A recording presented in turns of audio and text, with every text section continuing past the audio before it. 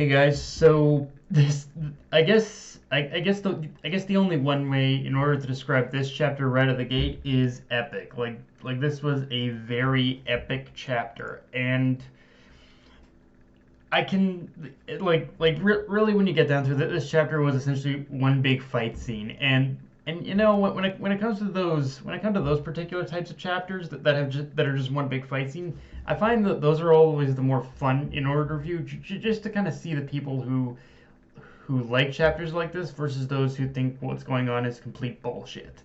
And right out of the gate, there's two things I like about the fight in this chapter, and it's something you might not realize unless you read it over a couple times, which is that while it is easy to call BS on this chapter just on the premise that Kaido isn't fighting back, if you really look at what's happening, it's more along the lines that Luffy, Law, and Kid are just being so precise with their attacks that they're barely giving Kaido a chance to fight back. And the thing is, when you're pretty much fighting a Yonko, that is kind of the ideal strategy to take. When you're fighting a Yonko, you don't want the Yonko fighting back, especially when dealing with someone like Kaido who can literally breathe fucking fire. That's the thing you want to avoid and prevent from happening at all costs, which is also another interesting point about this chapter that when you first look at it throughout, when you look at the chapter throughout, you can kind of tell the one thing they're pretty much trying to prevent more than anything else when it comes to Kaido fighting back is they're trying to prevent him from pretty much using his fire breath. And although there were definitely times in this chapter where obviously that failed, you can definitely see the pretty much course of action that every character was taking in order to prevent him from pretty much from firing off at least one fire blast. Like again, there were times where he got off a few, but yeah, they're willing to take a few. As we see in this chapter, that they're willing to take a few like wind slashes more than they are like fire breath. Like fire breath is definitely Kaido's ultimate move, and you definitely want to hinder. And you definitely want to hinder that at any cost. Really, like that's the one thing you pretty much don't want him. You don't want him to do at all. Um, also, quick side note, but one thing I absolutely love in this chapter is when Big Mom tries to electrocute Luffy, but it doesn't work, and Luffy responds with the reasoning that it's because he's made of rubber, and it's the thing about that little moment is that it's a very simple exchange, one you would barely even think about, but the reason why I like it is because it's also kind of a very nice callback to. It's also a very nice callback to Skypiea and Luffy's fight with Eneru. Like if you really look at that, at that moment, it is a very nice callback to Skypiea, and I love how, and this is.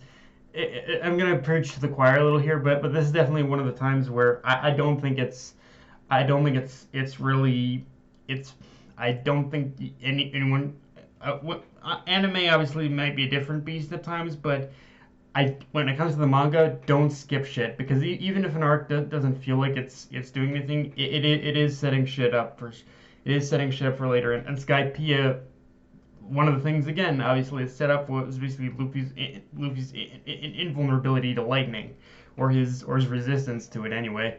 So yeah, a nice little callback to Skypiea in that sense. Now, if just to kind of keep the playing field even in terms of criticism on both sides, one thing I did notice with this chapter, and it was one thing that kind of popped out to me with this chapter is that there is one unfortunate mistake that Zoro made, which is he acted too early. In this chapter, well, you see pretty much Zoro. He was prepared. He was prepared in order to deliver the pretty much killing blow to Kaido, but then he basically got caught off guard by Big Mom's electric strike, and that and and that to me kind of tells me that Zoro needed to wait until they knew for sure that Kaido was in a weakened state before striking at full power with Enma, because now that Zoro's like first actual attempt to kill Kaido failed, Kaido now is at least aware to some degree that the sword Zoro is using used to belong to Odin, and he's like Kaido now is going to be much more on the defensive because, well, because of that. Like to simply put it, in this scenario, like from Zoro's window of opportunity right now has a much smaller gap of success than what there was before, where largely he was able to largely suppress, I guess, like the kind of aura of Odin in Enma, I guess you could say.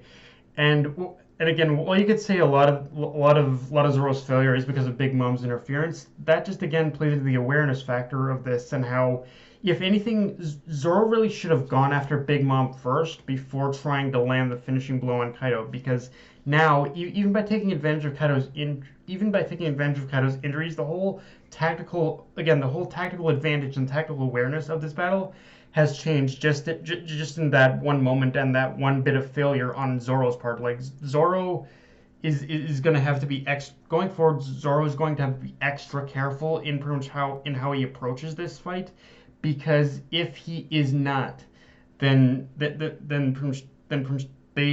will pretty much fail in order to defeat Kaido. Like obviously they're going to win anyway, but it's all a thing where everything right now is going to everything right now is going to depend on like tactical awareness and tactical precision, because if they aren't all because of one simple and I know it's kind of weird to make a whole lot of something out of one little moment, but yeah, with Zoro, he did.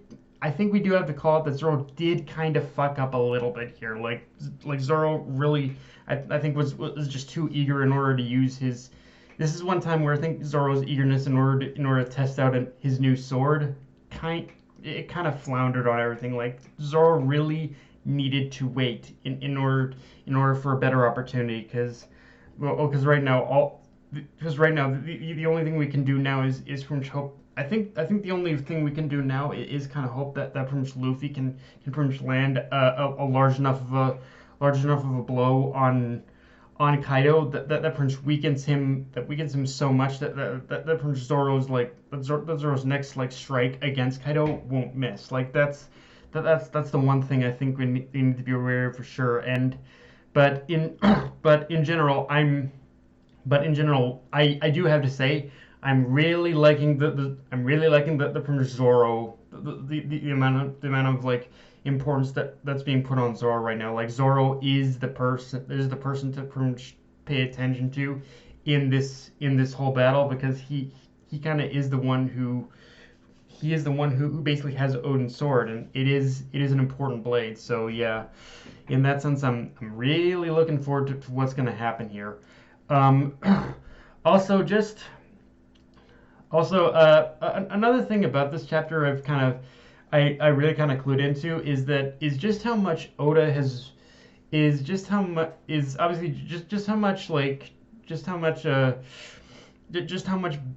importance like Big Mom played in this chapter. Like the chapter, it gave the entire fight obviously is going to give equal amount of moments for Kaido and Big Mom when it comes to the Yonko, but in terms of this chapter, I'm really surprised at how much screen time Big Mom got.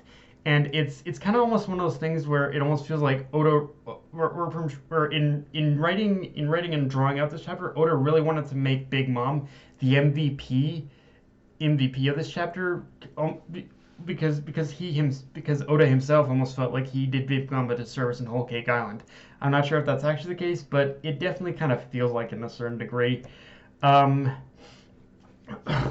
With all that being said, though, yes, you do need to talk about the ending, and I'll with pretty much Luffy just wailing on Kaido, and I'll say this again. With that, I'll say the same thing I've said many times before. Until a body hits the floor, the battle's not over. And honestly, even though he survived Kaido's fire blast, I'd say Luffy still did take the bigger hit, because even if he protected himself with Haki, he still inevitably took the full force of it just to get close to Kaido. So yeah, I'd say Luffy is kind of in a bit more of a compromising position than Kaido is in right now, and I think he's even in worse shape in terms of that whole little scuffle, considering he also took a full blast from Big Mom as well. And again, even though he's kind of resistant to lightning, I don't think he's like immune to it. So it's like there is a certain amount he can take, unfortunately. But yeah, guys, with that said, that's all I got for this review. If you enjoyed the video, like, comment, subscribe. Follow me on Twitter, Facebook, and also Crunchyroll. That Night of Me, signing off. Later, guys.